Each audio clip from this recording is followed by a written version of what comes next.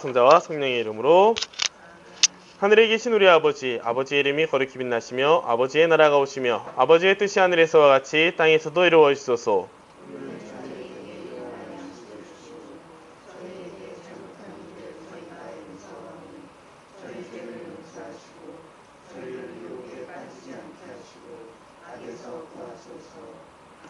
성부와 성자와 성령의 이름으로. 아멘. 네, 한 주간 잘 지내셨습니까? 아, 두 주간이구나. 신앙이라는 주제로 할 건데요. 제가 했던 순서들을 잘 기억하실 됩니다. 저저번 주에 했던 내용은 하느님 체험에 대해서 말씀을 드렸어요. 어떤 게 하느님 체험이고 우리가 어떻게 하느님이 나한테 다가오셨는지, 혹은 내가 어떻게 하느님께 나아가려고 했었는지. 하느님이 계시고요, 제가 있고요. 서로 알아가는 통로는 세 가지가 있다고 말씀드렸죠. 자연과 성경과 양심. 이걸 통해서 우리한테 전해주고 우리는 하느님께 다가간다고 말했습니다. 다시 말하면 이걸 통해서 하느님을 느꼈을 때 우리는 하느님 체험이라고 말했고, 그 체험은 다양한 방법이 있는 게, 내가 정말 힘들어가지고 나가는 방법도 있는, 절대자한테 의지하는 길도 있지만 어떤 기쁨의 순간을 통해서 느끼는 경우도 있다고 말씀을 드렸습니다. 자, 그러면 하느님이 인간에게 나 이런 사람이야 막 알려주는 내용이 뭐라고 했죠? 두 글자로? 계시라고 합니다. 감춰진 걸 드러내는 게 계시라고 해요. 하느님이 나 이런 사람이야, 너희들이 이렇게 살아야 돼요, 딱 등장하고 하는 것. 그러면은 이 계시를 보면서 인간이, 아, 그렇구나, 저도 당신이 하느님인 거, 내가 온전히 믿어야 되는 신이라는 걸 알겠으니까 당신을 따르겠습니다 라고 응답을 하겠죠. 너무 어려운 단어를 썼네 제가. 아까 말한 것처럼 발렌타인 때 초콜릿을 받았으니까 화이트데이 날 사탕을 줄게, 이런 느낌. 네, 죄송합니다. 그게 바로 신앙입니다. 신앙이, 아까 전에 시작하기 전에 슬쩍 물어봤을 때 뭔가 지켜야 될 것이 있는 것 같고 뭔가 반드시 해야 되는 것이 있는 것처럼 느껴지는 게 우리의 인식 속에 있는 신앙이에요. 근데 실제 신앙은 교류서에 대놓고 이렇게 표현합니다. 당신 자신을 드러내 보이고 내어주시면서 동시에 삶의 궁극적인 의미를 찾는 인간에게 풍요한 빛을 주시는 하느님께 대한 인간의 응답이다라고 합니다. 그러면은 여기 있어요. 부모님이 자녀들한테 사랑을 줄 때 무한히 주겠죠. 그냥 해주고 싶은 거 다 주겠죠. 이게 아이가 잘 크기 위해서 어쨌든 매를 주기도 하지만 정말 사랑의 표현을 다 할 거예요. 아이는 그걸 받으면서 당연하다고 생각하는 사람이 아이가 있을 거고요. 혹은 어느 정도 나이가 좀 들면서 엄마 아빠가 이런 느낌이었었겠구나 이 나이 때 하면서 갑자기 남자들은 아버지 술 한잔 해요 라고 같이 하는 시간도 있을 거고, 딸들은 엄마 같이 쇼핑 가요, 어디 여행 가요, 이런 식으로 하는 시간이 있을 거 아니에요. 그런 식으로 내가 받았던 사랑에 대해서 깨닫고 다 내어드리면 나도 그 사랑을 같이 주고받으려고 노력하는 것, 혹은 내가 보답하려고 하는 그 행동, 그 자체가 신앙이라고 표현합니다. 그러면 신앙은 반드시 지켜야 되는 법이나 규칙이 있을까요? 있다고 말할 수가 없어요.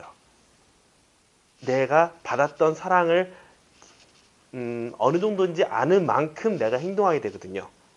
그 행동 자체가 신앙이 됩니다. 그러니까 사람들이 너 신앙이 없어 라고 말할 걸 표현을 조심해야 되는 게요. 하느님에 대한 하느님 사랑에 대한 인간의 응답이 신앙이에요. 그러면 신앙이 있다 없다라는 것은 하느님을 체험했느냐 안 했느냐로 나눠지겠죠. 체험한 사람들은 어떻게든 신앙의 응답을 하겠죠. 체험을 못한 사람은 신앙의 응답을 못하겠죠. 우리 신앙인들은 기본적으로 체험을 안 해봤으면 여기 올 수가 없죠. 그런데 그렇기 때문에 신앙인들은 기본적으로 신앙이 다 있는 겁니다. 다만 사랑의 체험이 내가 얼마큼 사랑받는지를 깨닫는 거는 다 수준 차이가 있어요. 조금 조숙한 사람들은 빨리 깨달을 거고요. 좀 감이 둔한 사람은 나중에 깨달을 거고요. 조금만 깨달았을 거고요. 이 차이 때문에 너가 신앙이 있어 없어라고 말하는 것은 사실 인간이 만든 기준으로 사람들을 구분하는 것밖에 안 됩니다.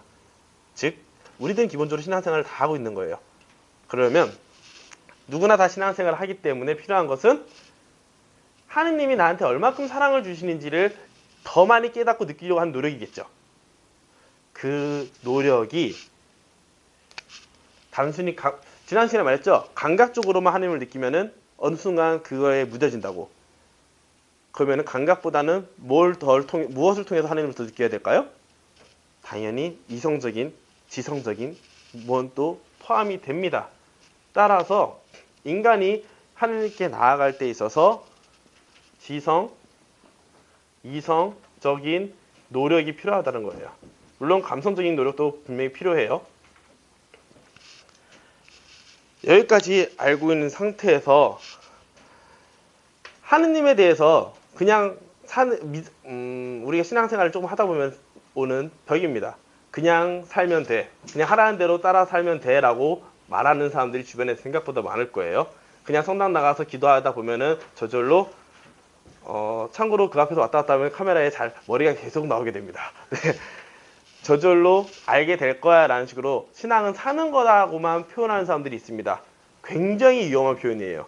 신앙으로 성장하려는 사람들을 다 막아버리는 표현입니다. 왜냐면 이런 비유를 들게요. 자연. 혹시 십자가를 그리십시오 라고 하면 여러분들 다 이렇게 그릴 거예요. 근데 이렇게 생긴 십자가 본 적 있으시죠? 다 처음 보는 느낌이군요. 십자군 전쟁 때 십자군이 있었던 십자가이기도 하면서 그래서 여러 가지 갈라진 교회들의 일치를 의미하는 십자가이면서 동시에 예수님의 다섯 상처를 의미하는 십자가이기도 합니다. 내가 가지고 있는 신앙을 이렇게 표현하는 거예요. 내가 느낀 만큼. 근데 이거를 제가 말하기 전까지는 잘 모르셨죠. 이렇기 때문에 인간이 노력하는 이 자연을 통해서 배운다고 하더라도 더 많이 느끼는 사람이 있고요. 덜 느끼는 사람이 있어요. 아는 만큼 더 많이 보인다고 하잖아요. 아는 만큼 더 보이면은 그만큼 공부를 시작하면 더 많이 보이게 됩니다. 더 섬세하게, 더 구체적으로. 이런 식으로 하느님이 보여주는 건 막 다 보여주니까 너무 많이 보여주니까 우리는 잘 몰라요. 그래서 인간의 지성, 이성, 감성적인 노력을 통해서만 하느님을 계속 알아가려는 노력이 필요하다는 거예요. 그러면 만약 새로 신앙을 살거나 혹은 오랜 시간 동안 정체되어 있는 사람들한테 내가 뭘 해야지 더 하느님께 다가갈 수 있을까? 뭘 해야지 더 하느님을 느낄 수 있을까라고 말하는 사람들한테 그냥 성당 열심히 다니면서 기도하면 다 알아서 인도가 될 거야 라고 말하면 될까요? 안 될까요? 안 돼요. 절대 안 됩니다. 그러면은 삶을 다 말라 죽이는 것밖에 안 돼요. 자, 재밌는 거. 자연에 대해서도 사람마다 느끼는 게 다르다고 했죠. 양심은 지난 시간에 제가 비유했던 거, 식인족들 있죠. 사람을 먹는 사람들. 그런 사람들한테는 사람을 죽이는 것이 죄책감이 있을까요? 없을까요? 없겠죠. 잘못된 양심도 정말 하느님을 만날 수 있는 통로지만 잘못 길러지거나 환경적인 요인으로 잘못 성장해버린 양심들이 있습니다. 그렇기 때문에 또 성경은 하느님의 체험을 한 사람들이 그 체험에서 쓴 거예요. 그리고 하느님의 목소리를 들었으면 그걸 쓰는 게 성경입니다. 사람의 손으로 썼어요. 하느님의 영광을 받아서. 그러면 성경도 완벽한 하느님의 말씀일까요? 인간에 의해서 각색된 말씀일까요? 각색될 가능성이 높죠. 그런데 이걸 하느님이 말씀을 말하는 것은 인간의 그 손길을 알고 들어가기 때문에 그것들을 빼고 진짜 말하는 거를 뽑아내서 오늘날 이렇게 살아야겠구나를 우리가 배울 수 있기 때문에 성경은 하느님의 말씀이라는 거예요. 자연, 성경, 양심 있는 그대로 다 받아들이면 신앙생활 할 수 있을까요? 제대로 하는 응답을 할 수 있을까요? 안 됩니다. 이거를 하나하나씩 파고들고 알아가려는 노력들이 필요한 것이 바로 신앙의 기본 자세예요. 때문에 신앙이라는 거는 하느님이 먼저 다가오신 거에 대해서 내가 응답하는 거라고 말씀드렸잖아요. 그래서 하느님이 없으면 우리는 신앙을 얻을 수가 없습니다. 그러다 보니까 사람들이 그냥 성당만 다니면 믿음이 깊어질 거야. 성당만 열심히 다니면 돼 라고 잘못 생각하는데 하느님에 대한 그 도우심과 인간의 노력이 둘 다 필요하다는 것을 전제로 해야지만 신앙이 무엇인지를 알게 됩니다. 보통 연인관계로 표현하면 제일 편해요. 남자 여자가 썸을 타요. 썸을 탈 때는 그냥 있어도 좋아요. 근데 그 사람에 대해서 보다 많이 알아갈수록 서로가 더 좋은 시간을 많이 갖겠죠. 왜냐, 밥을 먹는데 저는 막 파를 못 먹고 이 사람은 뭘 못 먹어요. 근데 괜히 내가 먹고 싶다고 근데 데려가면 이 사람이랑 저랑 싸우게 되겠죠. 넌 내 마음도 몰라 하는 식으로. 하지만 서로가 서로를 잘 알기 때문에 잘 맞춰가거나 이 사람이 못 먹는 거를 뺏어주세요라는 식으로 하면은 서로 감동을 더 할 거 아니에요? 마찬가지로 하느님의 사랑도 우리가 노력하는 만큼 더 많이 느끼게 되고 더 많이 체험할 수 있다는 거 기억을 해주시면은 인간이 지금까지 하느님이 주신 것에 대해서 인간의 노력으로 알게 된 것을 정리한 것을 여러분들은 이해할 수가 있습니다. 그게 바로 종이 한 장에 더 있는 사도신경과 니케아 콘스탄티노플 신경이라는 거예요. 우리가 그냥 미사 때마다 주일 미사 때 혹은 대축일 미사 때 고백해요. 전능하신 천주 성부 하면서 쭉 얘기하고 나는 믿나이다 해서 쭉 얘기하는 것들. 글씨가 안 보이실 거예요. 집에 가서 나중에 기도서를 찾아보면 다 있으니까 이게 있다는 것만 소개시켜드리려고 나눠드린 거니까요. 그 조문 하나하나 때문에 사람들이 수십만 명이 수천 명이 죽기도 했던 그런 교회가 갈라지기도 했던 그런 굉장히 중요한 거거든요. 압축을 한 거라서 이거를 알려주는 것이 실제로 예비자교리고 전에 말했던 가톨릭 교회 교리서 1권에 나오는 내용입니다. 이거를 쉽게 풀어드리려면은 지금 이 신앙의 작업을 들어가야 되기 때문에 조금 어렵게 말씀을 드렸습니다. 하느님이 인간한테 줬던 가장 명확한 계명이 있습니다. 바로 십계명이겠죠. 물론 성서를 보면 십계명도 두 가지 버전이 있어요. 하지만 십계명 그 자체를 보면은 살인하지 말라라는 계명이 있습니다. 사람을 죽이지 않는 건 당연하겠죠. 그런데 인터넷으로 그 사람을 악플로 써서 그 사람이 죽음으로 가게끔 인도한 것은 살인하지 말라는 계명에 접촉되는 걸까요? 아닌 걸까요? 그게 정해진 게 최근이에요. 문명이 발달하면서 처음에 살인하지 말라는 진짜 내가 가서 찔러 죽이고 이런 거의 개념이었다가 그 사람을 서서히 죽게끔 만든 것도 살인하지 말라에 들어간다라고 된 것은 인터넷이 발전되고 사람들이 인식이 높아지면서부터 바뀐 겁니다. 그만큼 하느님은 더 많은 걸 주셨지만 그 깊이에 어떻게 적용할 것인지 구체적으로 하는 것은 인간의 노력과 성장에 통해서만 이루어진다는 것을 안다면 여러분들이 저 사람은 신앙이 정말 깊은 것 같아 라고 말하는 사람들은 기본적으로 많이 공부하는 욕구와 많이 체험하려는 욕구 두 가지가 다 있어야만 됩니다. 그래서 성당 가면은 매일 미사를 나오시는 분들이 생각보다 평소 생활은 그렇지 않다는 걸 깨닫고 실망하는 경우도 대부분 이런 경우예요. 알려고는 하지 않고 그냥 살려고만 하느님이 주시는 사랑만 하느님 감사합니다 하면서 처음에 느꼈던 그 체험만 계속 간직하면서 사는 분들 이런 분들은 실제로 신앙이 있다고 표현할 수가 없습니다. 신앙은 있겠죠? 있지만 신앙이 깊다, 열심히 산다고 표현하기는 어렵다는 거예요. 그런데 그러면 신앙이 이런 건지 알았어요. 신앙이 필요한 이유는 뭘까요? 사실 너무나 뻔합니다. 우리가 하느님 체험을 했다는 얘기는 어떤 절대적인 존재를 느꼈다는 거잖아요. 내가 왜 살아가는지를 찾으려면 내가 왜 태어났는지를 알아야 되고 그리고 왜 죽은 다음에 어떻게 되는지를 알게 되면 지금 어떻게 사는지가 나타나는 법이에요. 하느님이 절대자라는 것을 하느님 체험을 통해서 깨달았습니다. 알았습니다. 그러면 우리 삶의 목적은 절대자와 함께 하는 걸까요? 아니면 절대자 무시하고 그냥 내가 혼자 알아서 살다가 죽는 게 목적이 될까요? 당연히 절대자와 함께 하는 게 편해요. 이거를 굉장히 세련된 단어로 말하면 구원입니다. 구원이라는 게 예수님의 구원 사업을 막서 굉장히 아름답고 환상적인 단어로 막 사람들이 생각하는데요. 구원은 실제로 굉장히 간단해요. 구원은 하느님과 온전히 하나 되는 것이라고 보시면 됩니다. 그래서 죽은 다음에 온전히 하나 될 수 있지만 살아있는 지금 이 순간에도 내가 하느님을 많이 느끼고 더 많이 계속 알아가고 더 느끼고 살아간다면 우리는 이미 구원받은 삶이라고도 표현할 수 있는 거예요. 물론 이거는 잘못하면 개신교처럼 이해할 수도 있습니다. 하지만 구원이라는 개념 자체가 하느님과 온전히 함께하는 것이라는 걸 기억한다면 신앙생활은 결국 구원을 인도하는 길이기 때문에 신앙이 필요한 이유는 내가 행복해지기 위해서 내 삶의 가치를 제대로 찾기 위해서라고 말하면 됩니다. 사실 성당 믿으세요 구원받을 거예요 라고 말하면 사람들이 거절합니다. 외부인 사람들은. 성당 가서 다닌다고 내가 삶이 행복해지는 게 아닌데 대부분 이 관계를 모르고 이것들을 모르고 그냥 성당 다녀서 사람들하고 만나는 거에 좋아서 다니다 보면 다 성당 다녀봤자 신앙은 필요 없어 라고 생각을 하게 됐거든요. 여기서 자연스럽게 연결되는 것이 이겁니다. 신앙이 필요한 이유에서 제가 카테고리를 두 개로 나눠놨죠. 하나는 신앙의 목표, 영원한 생명으로 써놨고, 또 하나는 신앙의 주체, 나와 우리로 써놨잖아요. 하느님이 주시고 내가 다가가요. 이 안에 옆에 사람들이 있나요? 나와 하느님은 있어요, 확실히. 근데 옆에 있는 같은 신앙의 길을 걷는 사람들이 있나요? 어디요? 갑자기 다들 눈 땡그랗게 계속 뭐지? 어떻게 있는 것 같은데? 엄밀히 말하면 하느님에 대한 사랑에 대한 응답이 신앙이에요. 그렇다면 이 관계 안에서는 이웃 사람은 없습니다. 하지만 우리가 이웃과 함께하는 이유는 하나입니다. 자연, 성경, 양심에 대해서 우리가 지금 성경을 이렇게 쉽게 공부할 수 있는 것들은 누군가가 성경을 열심히 분석하고 또 누군가는 성경을 통해서 묵상을 열심히 해서 이게 진짜 하느님 체험인지를 구분해놨죠.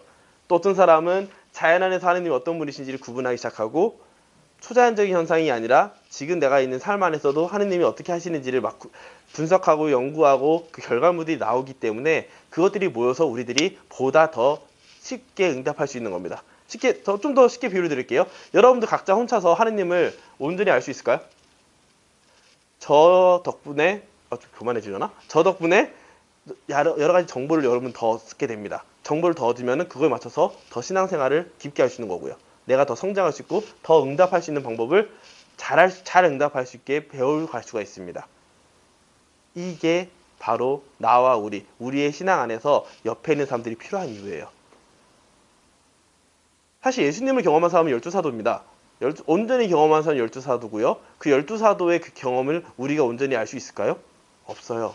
하지만 어렴풋게라도 어느 정도 구체적으로지만 우리가 알 수 있는 것은 12사도의 가르침을 배운 그 사람들이 또 전해주고 하다 보니 우리에게 그 중간중간에 있던 많은 신앙의 증인들, 정말 하느님께 응답을 깊게 했던 사람들을 통해서 우리는 이것이 이렇게 살아야지 그리스도인으로 살 수 있는 거구나. 이렇게 살아야지 하느님께 응답하며 사는 거구나. 라는 걸 배울 수가 있습니다.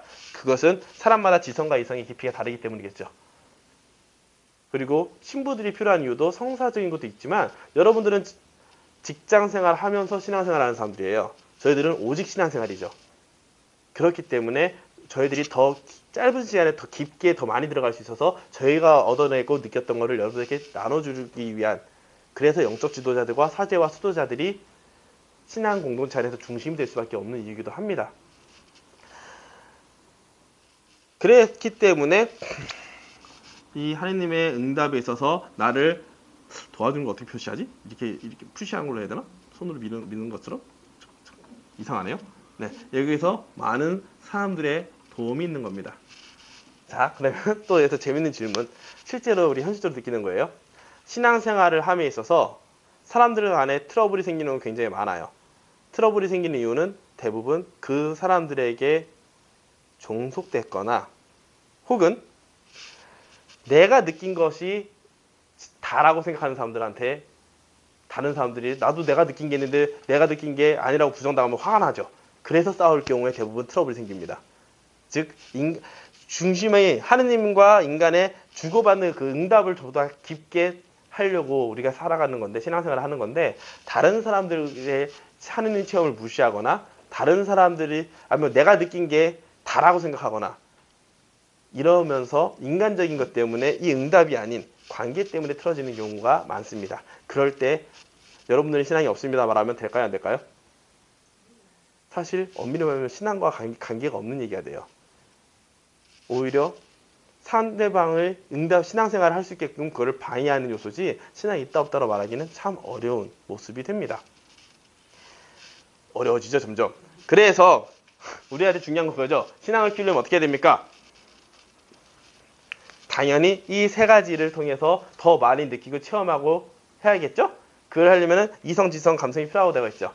교리서에 대놓고 순서가 나옵니다. 첫째, 교리서 나중에 94항을 찾아보시면 나올 거예요. 가톨릭 교회 교리서 두꺼운 거, 짧은 거 말고 두꺼운 거 94항을 나오는데, 첫 번째는 명상과 공부입니다.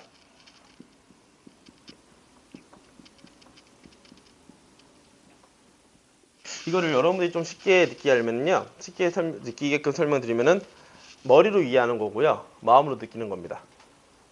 하느님 체험, 이렇게 표현하면 되겠군요.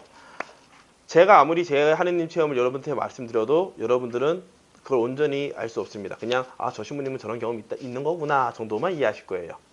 하지만 그것을 제가 여러분들이 이해할 수 있는 단어들과 비슷한 상황들을 만들어서 써서 준다면 여러분들이 그걸 보면서 간접 체험을 하게 됩니다.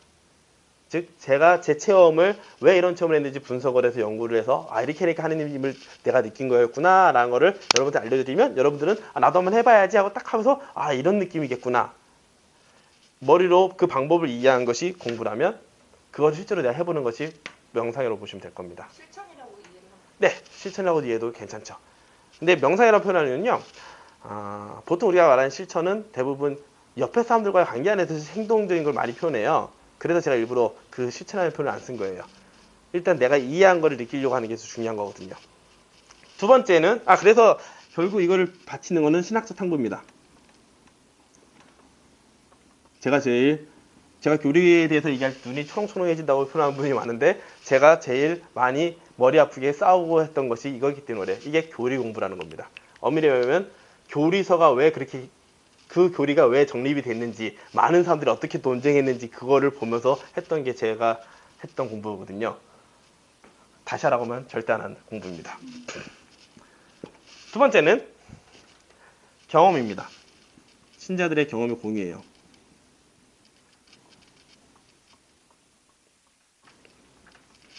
조금 차이를 말씀드릴게요. 아까 전에 제가 예를 든 것 때문에 헷갈릴 수 같은데요.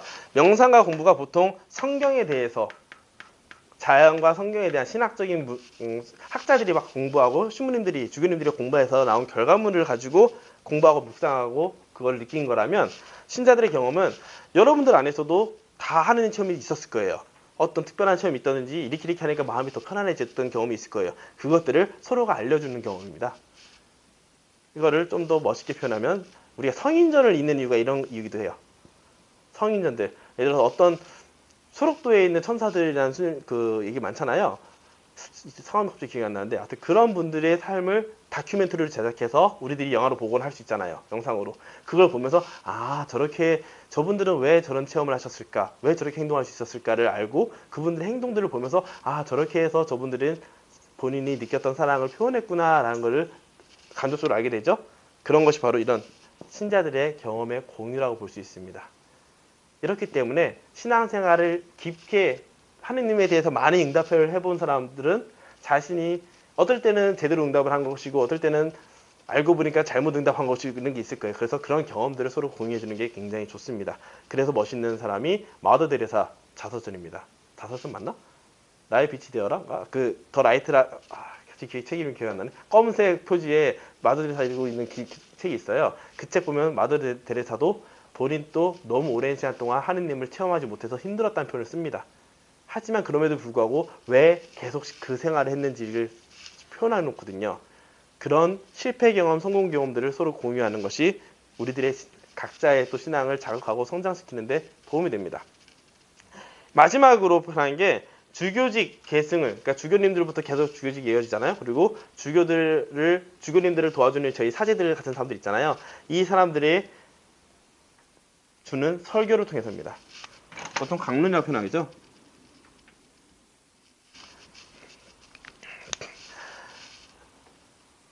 미사에 대해서 한 가지 팁을 말씀드리면요. 본당에 결국 여러분들이 다 본당에 가서 본당에서 열심히 미사를 신앙생활을 함께 하는 것이 저희 투수사목들의 가장 큰 목적이에요. 여러분들이 본당에 갔을 때 그 신부님이 2년, 5년씩 있으면서 가능하면은 어떤 신부님 강론을 들으면 그 신부님 강론만 계속 듣는 게 나아요. 왜냐면요. 성서를 처음부터 끝까지 3년 주기로 다 읽거든요. 그러다 보니까 어떠한 신부님의 하나의 관점을 한번 쭉 듣고 나면은 여러분들이 어느 정도 일관성을 가지고 배울 수가 있거든요. 근데 이분이 말씀이 좋대, 저분이 말씀이 좋대 이런 식으로 막 바꿔가면서 듣기 시작하면은 좋은 말씀은 많이 듣지만 머릿속에서 통일이 안 됩니다. 짬뽕이 되는 경우가 많아요. 아무튼 주교직 계승을 통한 진리의 은사를 받은, 그러니까 주교님들은 신앙의 파수꾼이라 부르거든요. 그분들의 설교를 통해서 우리들은 배울 수 있다는 겁니다. 근데 대부분 아시죠? 주교님들 강론 길고 재미없는 거. 원래 좋은 건 길고 재미가 없기 마련입니다. 그러다 보니 이제 자연스럽게 이 말을 할 수가 있을 것 같습니다. 신앙의 성장을 위해서 제가 3개를 더 써놨죠? 신앙의 복종.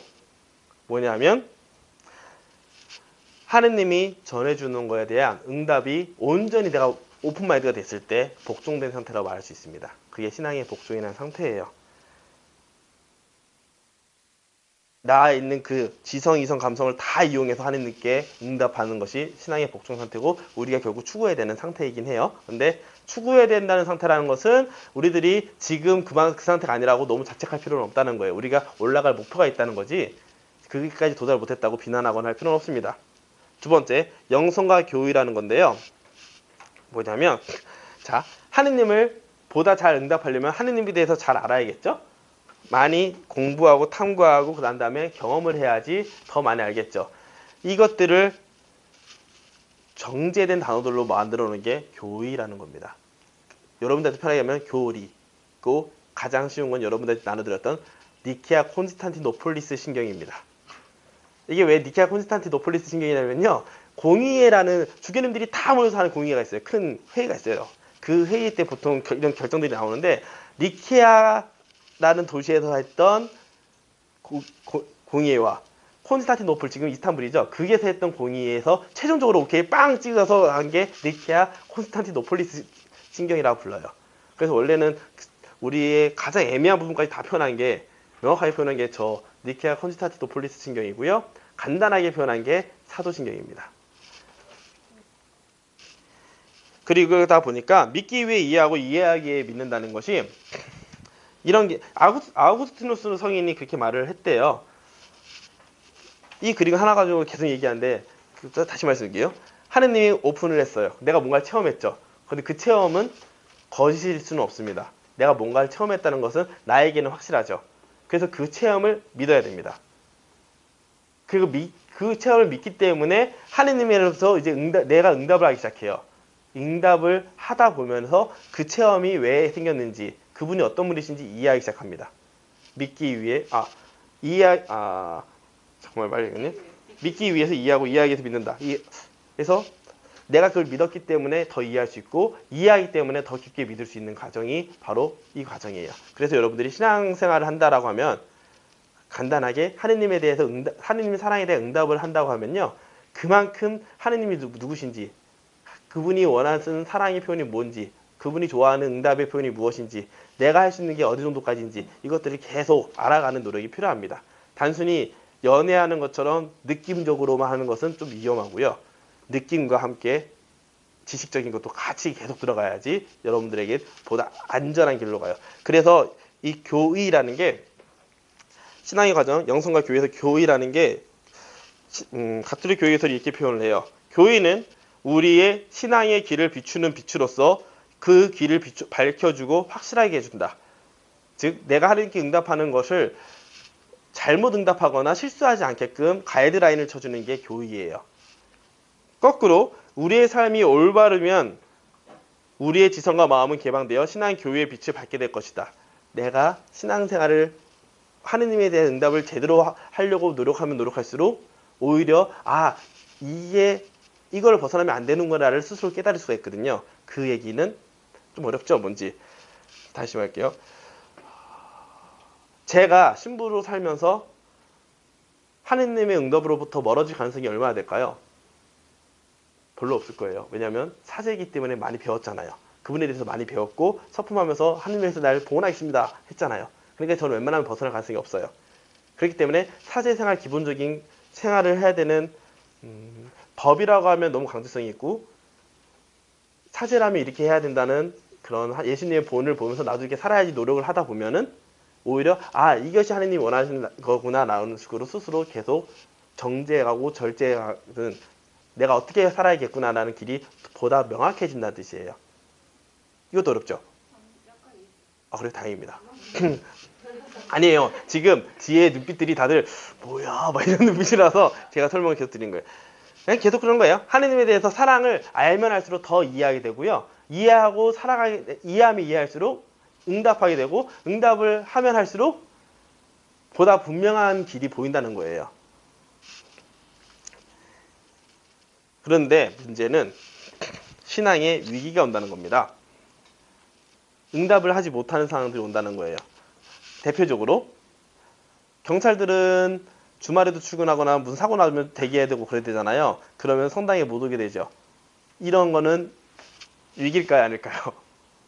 응답을 내가 못하는 상황이 돼버린 거잖아요. 하느님의 그거에 대해, 하느님의 사랑에 대해서 가장 큰 응답은, 가장 크다기보다는 가장 보편적인 응답은 주일 미사를 빠지지 않고 계속 하느님 말씀을 계속 듣고 깨닫고 일주일을 살아갈 힘을 얻는 게 중요하거든요. 그래서 주일 미사의 의무가 있는 건데, 신앙의 그 의무를 못하게끔, 하느님 말씀을 듣지 못하고 힘을 받지 못하게끔 하면은 신앙의 위기가 오는 겁니다. 내 주변 환경 때문에. 이런 식으로 대부분 신앙의 위력은 세상적인 시선, 그리고 사람들의 관계 안에서 이런 것들 때문에 내가 하느님께 대한 응답을 제대로 못하는 겁니다. 대표적인 게 있죠. 제가 B라는 사람이 미워요. 그러면 하느님께 응답을 할 때마다 B가 떠오르겠죠. 그러면 하느님한테 응답 못하고 계속 B만 막 화를 내겠죠. 그럼 최종적으로는 하느님 왜 B를 저를 만나게 해가지고 이렇게 되겠죠. 그러면 응답이 아니라 하느님한테 싸우자밖에 안 됩니다. 제대로 된 응답일까요? 아니라는 거예요. 그래서 분명히 실현의 신앙은 우리가 살아있는 이상 주변 환경과 함께 살고 우리가 다 똑같이 사는 게 아니라 내가 배우고 느낀 만큼 살아가는 이상 신앙은 위기가 올 수밖에 없습니다. 시련, 고통, 고난, 하느님께 응답을 제대로 못하게끔, 하느님께 온전히 집중하지 못하게끔 하는 순간들이 분명히 와요. 그럴 때 해결하는 방법은 무엇일까요? 나 혼자 해결하려고 바둥바둥거리면은 대부분 무너집니다. 우리에게 좋은 참고서적이 있어요. 바로 성인들의 삶입니다.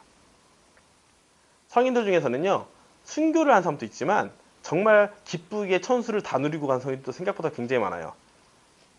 남자 성인도 있고 여자 성인도 있고 어린 소년도 있고 저희 할아버지도 있고 굉장히 다양하게 있습니다. 다양한 케이스들이 다 있기 때문에 우리가 성인들 혹은 우리 주변에 영성적으로 잘 살아가는 분들, 그런 위기를 잘 극복해서 살아가는 분들을 찾아다니면서 그 과정을 듣거나 한다면 우리들은 보다 쉽게 이 고난을 이겨낼 수 있고 다시 하느님께 응답을 제대로 할 수 있다는 겁니다.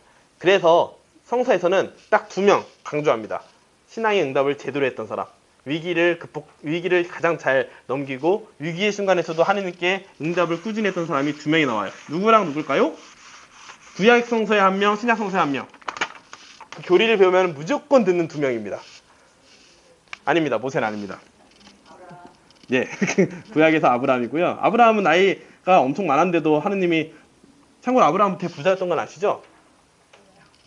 그 족장 중에서도 굉장히 가족 있는 것들이 많았어요. 가족도 많고 동물도 많이 키우고 가축도 많고 부자인데 하느님이 야, 다 놓고 가. 네 하고 갔어요. 나이가 60, 70이 넘었는데 짱이죠. 신약에서는 누굴까요? 세례자 요한이요? 1명은 여자입니다. 네, 마리아입니다. 이 2명은 앞으로 교리에 대해서 말할 때마다 계속 나올 거예요. 왜냐하면 가장 대표적으로 하는 신앙의 증인이거든요. 이렇게 표현해요. 교리서에서도 신앙의 순례길에서 당신 아드님의 순환과 그 무덤의 어두움까지도 함께하면서 신앙의 어두운 밤까지 도달했던, 신앙생의 어두운 밤이라는 거는요, 하느님을 온전히 느끼지 못하고 하느님이 없는 것처럼 느껴지는 순간이 오거든요. 그 순간들을 신앙의 어두운 밤이라고 표현해요. 그 신앙의 어두운 밤까지 도달했지만 하느님께 끝까지 믿음을 잃지 않았던 마리아와 아브라함 어디 있지? 절망 속에서도 희망을 잃지 않고 믿은 아브라함이라고 표현합니다. 아브라함은 정말 슬픈 게 아이를 하느님이 주셨어요. 아이를 낳았어요. 그 아이를 바치라고 합니다. 하느님이. 정말 늙지막이 태어난 아이를 바치라고 했는데도 바치잖아요. 물론 하느님 바치기 직전에 하느님이 너 잘해서 얘 잘해줄게 해가지고 더 많은 자손들이 약속이 이루어졌지만 그만큼 아브라함과 마리아를 보면서 우리가 신앙의 시련일 때 어떻게 극복할 수 있는지를. 근데 대표적인 2사람이라는 얘기는 지금 우리가 당장 이 두 사람처럼 살기에는 어렵다는 겁니다. 그렇기 때문에 우리 이 뒤에 있는 수많은 성인들을 바라보면서 교회에서 인정하는 성인들이 있거든요. 그 성인들의 삶을 하나하나 알아가면서, 혹은 그게 안 된다면 성서에도 등장인물이 엄청 많거든요. 그 등장인물들을 하나하나씩 보면서 성서 읽으면서 느끼는 것도 있지만 그거에 대해서 책을 쓴 내용도 있고 혹은 그거에 대해서 잘 알고 있는 설명을 해줄 수 있는 성직자나 수도자나 영성가들을 찾아가셔서 들으신다면 굉장히 여러분들의 신앙생활, 즉 하나님께 대한 사랑의 응답을 더 잘 할 수 있을 겁니다. 그래서 나중에 본당 생활을 오래 하신 분들이 선택하는 것이 명동성당이나 저희 가톨릭에는 사회사목국이라는 거 말고도 사목국이라는 게 있어요. 사목국 안에서는 뭐 성서사목부, 뭐 가정사목부는 여러 개 있거든요. 거기에서 다양한 교육 프로그램들이 공지가 나와요. 그래서 그런 것들을 찾아다니는 분들이 이런 지식적인 것들, 이런 체험적인 거를 다 배우려고 하는 분들이라는 거. 여러분들도 나중에 너무 처음부터 여러 개를 한 번에 하려고 하면은 오히려 악영향입니다. 하나를 꾸준히 하고 그 다음 단계로 다음 거 찾아가는 게 안전적이라는 거 말씀드리면서 궁금한 거 있으실까요? 없겠죠? 당연히. 영성 네. 아까 영성이 뭔 단어에 대해서 헷갈리신가요? 지금 영성 가라고 얘기했잖아요. 네. 그 이해가 안 되죠. 영성은요. 감사합니다. 물어봐 주기 기다렸는데 아무도 안 물어봐서 그냥 슬쩍 넘어갔던 건데. 네. 영성이라는 것은 영혼의 성격이라고 보시면 돼요. 영성이라는 단어 자체도 아직 확정적으로 정의가 안 돼요. 학자마다 다 말이 틀리지만 대충 보면은 영혼의 성격, 엄밀히 말하면 내가 어떤 가치를 두고 살아가는지 그 가치를 말하는 걸로 보입니다. 그리스도교 영성은 예수님을 그리스도로 고백하면서 살아가는 사람들의 방향성, 삶의 방향성이라고 보시면 되고요. 불교 영성이라고 말하면 불교에서 추구하는 가치를 살아가는 사람들의 방향성, 삶의 방향성이라고 보시면 돼요. 그래서 이 영성과 교류라는 게 이거는 영성이라는 게 두 개가 포함되어 있어요. 지식적인 것과 실천적인 게 포함되는데 쉽게 말하면 기도 생활입니다. 어렵게 말하면 하느님에 대해서 아는 것을 가지고 삶으로 살아가는 겁니다. 이게 영성의 가장 정말 줄여서 설명드릴 수 있는, 쉽게 설명드릴 수 있는 이거예요. 그래서 영성을 보다 깊은 영성, 보다 예수님에 대해서 다가가고 살아가려는 사람들은 보다 많이 알아야겠죠? 보다 많이 알고 삶으로 어떻게 적용하는지를 계속 시도해보면서 나한테 맞는 스타일로 적용해야겠죠. 이게 영성 생활이고요. 이것들을 잘 많이 경험해봤던 사람들이 영성가. 그리고 이것들을 아는 만큼 살지 못해도 이걸 굉장히 구분을 잘 할 수 있고 이걸 전문적으로 공부하신 분들을 영성신학자라고 부릅니다. 근데 저 개인적으로는요, 이런 말을 해도 될지 모르겠지만 영성가한테 배우는 것보다 영성신학자한테 배우는 게 좀 더 확실한 것 같아요. 왜냐면은 영성가들은 자신이 체험한 하느님을 정말 깊숙이 체험했어요. 근데 제가 그걸 체험하지 못하면 따라갈 수 있을까요? 그리고 제 상태를 정확하게 봐줄 수도 있지만 둘이 성향이 다르면 봐줄 수가 없어요. 사실 영성 신학자들은 이것들을 다양한 케이스를 연구하는 사람들이라 그 사람을 보면은 저 사람 말하는 거랑 생각이 좀 다른데 싶지만 나에 대해서 확실하게 진단해 줄 수는 있어요. 이런 차이가 좀 있다는 거 기억해 주시면서 살면 됩니다. 네, 또 궁금한 거 있으신가요? 혹시. 자, 그러면은 여기까지 딱 말했으면은 다음 시간에는 제가 무엇에 대해서 설명을 드릴까요? 당연히 제가 나눠준 신경 맨 윗부분이겠죠. 다음 시간에는 내가 생각하는 성부 하느님에 대해서 생각하시면 됩니다. 성부 하느님이라고 하면 너무 어렵잖아요. 딱딱하잖아요. 구약의 하느님에 대해서 궁금하신 것들 저한테 따로 메시지를 주시거나 저한테 알려주시거나 해주시면 됩니다. 왜냐하면 구약의 하느님에 대해서 말할 것도 굉장히 많은 반면에 또 어떻게 생각하면 굉장히 적거든요. 아이들이 쉽게 물어봤던 거, 구약에서 성서 보면 하느님 마음에 안 들면 다 죽이는데 나도 내 마음에 안 드는 사람 막 때려도 돼요? 그러면은 성서에 분명히 하느님 막 죽이거든요. 어떻게 되지? 왜 이렇게 하지만 그걸 또 어떻게 설명할 수 있는지 이런 것도 제가 해줄 수 있으니까요. 구약 성서에 대해서 궁금하신 것들 있으면 말씀해 주시면 좋겠습니다. 다음 시간에 제가 하는 스타일이 이렇게 할 거예요. 구약의 이스라엘 역사를 한 10분, 15분 안에 정리를 다 해드릴 거예요. 그러니까 세세한 거 다 빼고 굵직굵직하고 말씀드리겠죠. 그 의미 중심으로만 말씀드린 다음에 그에서 생길 수 있는 물음표들이나 그런 것들을 물어보시면은 답 아니면 그 전에 물어보신 걸 중심으로 답을 해드리던지 아니면 제가 들어왔던 질문들을 가지고 그냥 말씀을 드리던지 하는 식으로 하겠습니다. 마친 기도 영광송 마치겠습니다. 성부와 선자와 성령의 이름으로 영광이 성부와 선자와 성령님께 성부와 선자와 성령의 이름으로 수고하셨습니다.